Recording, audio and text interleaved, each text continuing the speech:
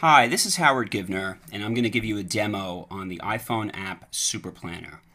Basically, this contains a number of useful calculators as well as other diagrams and facts and tips, a compilation of things that I found very useful to me and my staff over the 20 plus years that I ran the event company that I owned.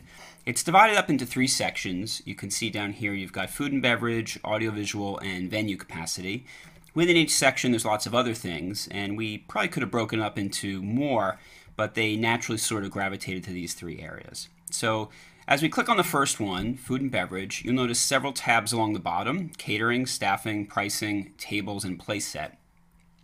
The catering tab basically gives you the ability to calculate the number of hors d'oeuvres and drinks that you would need for various types of events.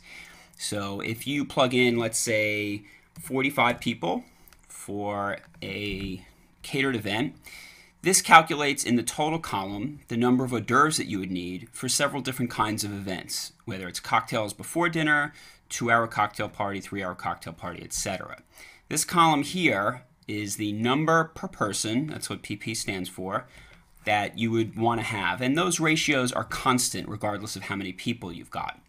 The column on the right is what is calculated based on the number of attendees that you plug in. So here's the hors d'oeuvre section, and the same guest count would drive the drink section. And again, we've got the same three types of events, the number of drinks per person that you would want for each one, and these blue numbers here in the total are the calculators.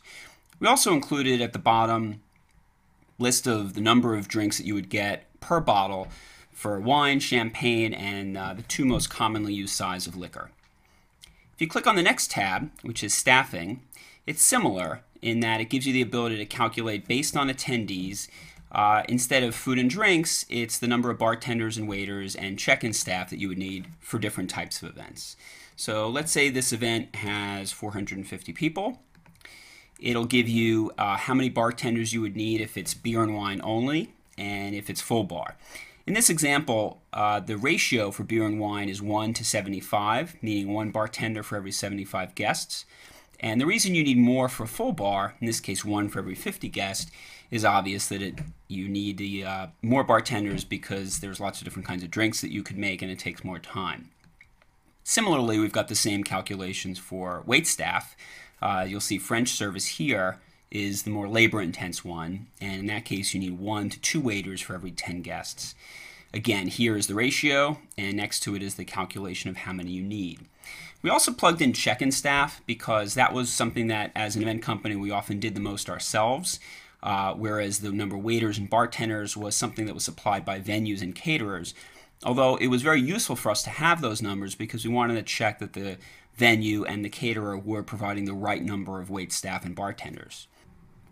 Likewise, in this area, we're listing the type of check-in staff based on what they would be doing and giving you the ratio and the number needed. So in this example, if your check-in staff is giving out name tags and seating assignments, we're recommending a ratio of 1 staff for every 50 guests, and in this case you would need 9. And it continues for name tags only, or no name tags and they're just checking names off of a list. The next tab is a pricing conversion, which many people will find very useful, particularly if you're comparing venues. And some venues charge, as we know, a plus price, meaning the price is plus tax and gratuity or service charge, and other venues charge an inclusive price. And navigating between the two so you can compare apples and oranges can be kind of a pain in the neck. What this does is it makes it pretty seamless for you to go back and forth.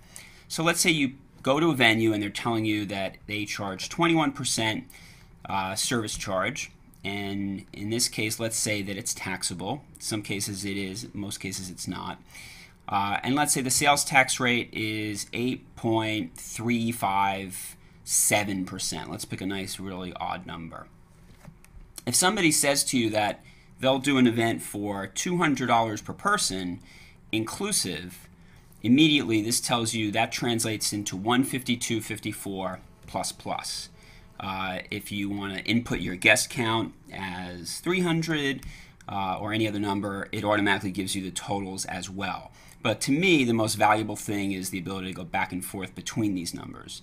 So if you're going to another venue and they're saying, well, we charge $150 per person and it's plus, but we are only at a 20% service charge, and the sales tax is not taxable. Well, 150 plus plus translates to 192 inclusive. So that's what this pricing conversion does. The Tables tab is strictly informational. It gives you a grid of rounds and some rectangular sized tables. It tells you the linen size that you would need to get a floor length linen and the range of the number of seats that each table accommodates. Pretty straightforward. The place setting is something that a lot of people have actually asked for over the years, because people, believe it or not, do get confused still on what goes where. So you've got a basic place setting here, and you've got the china, flatware, and glassware. And in case anyone's not sure, when the courses come, you start eating with the silverware on the outside and you work your way in. So that's what that does. Now if we turn to the audiovisual tab, this has three sections: projection, staging, and presentation. The first thing that the projection does is it lets you input a screen size, and then from there it drives seating distance needs. I'll give you an example.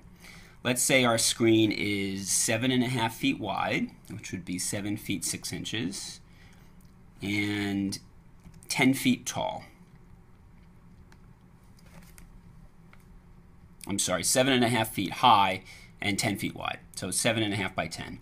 What this is saying is that you should allocate 15 feet from the screen to the first row of seating in order to have ideal viewing angles, and no more than 60 feet from the screen to the last row. This is also saying that you're probably going to need approximately 15 feet for your basic projection distance. And we've also given, for those of you who want a more advanced calculation method, which takes into account the depth or the length of the projector and the focal length as well. So you can use either one of those methods that you like. We're also giving you an indication of what the minimum distance should be from the floor to the bottom of the screen.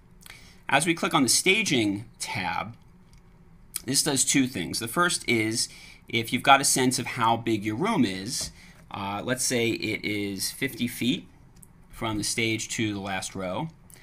This says that you'll need at least a 1 foot high stage for maximum viewing. But what's really great about this is it's a staging diagram. And I don't know about you, but I've always had trouble with this, stage right, stage left. I think anyone who works in this industry who doesn't have a background in acting at some point or another has struggled with this. So this gives you a sense of where is upstage and downstage, where the audience is, what's house left, house right, etc. Clicking on the Presentation tab is largely lots of different tips. And while we plan on having tips for all the areas eventually, we thought that the audiovisual section was one where people wanted to have the tips the most. So we've got a section on PowerPoint and Keynote tips, and it gives you lots of things to work with on that. Projection tips gives you lots of things such as does the room dim, when you calculate how to use image magnification or IMAG, pros and cons of rear screen and front screen projection. And then finally, Other goes over everything from scripting and voice of God stuff to tips on video recording an event, distributed sound systems, and the like. Now we go back to the main screen and we click on Venue Capacity, our third area. This is another very useful calculator. Basically, it lets you plug in a square footage of the room. Let's say your room is 5,000 square feet. And it tells you how many people can fit in about 15 different capacities, 15 different layouts. So you've got everything from classroom with 18-inch tables, classroom with 30-inch tables, theater seating, reception, exhibit booths, hollow square U-shaped conference, etc. And what I've done for a number of things, banquet, for example, banquet with dancing, and later down with reception, I've got two measurements. One is comfortable or comfy, the other is snug. And often you'll be doing events that go one way or the other. What this also does is convert from feet to meters. So if you've got 5,000 square meters or 5,000 square feet, all these numbers will change. And what's really helpful is you can go in reverse. So if you know that you're having a classroom event, 18-inch deep tables, and you're having 120 people, this will tell you how big of a room you need. And again, it goes back and forth. So that's what the room capacity calculator does, and it does it really nicely. We've also added something for dance floors because we have had instances where people wanted to know how big of a dance floor should they have. This gives you the square footage for on the low range as well as on the high range, gives you what a square layout would look like, and some tips on how dance floors vary from event to event. So that's it. That's the demo. The idea is for us to keep adding on functionality and features to this, so we really welcome your feedback and your suggestions, and we hope you'll enjoy using it.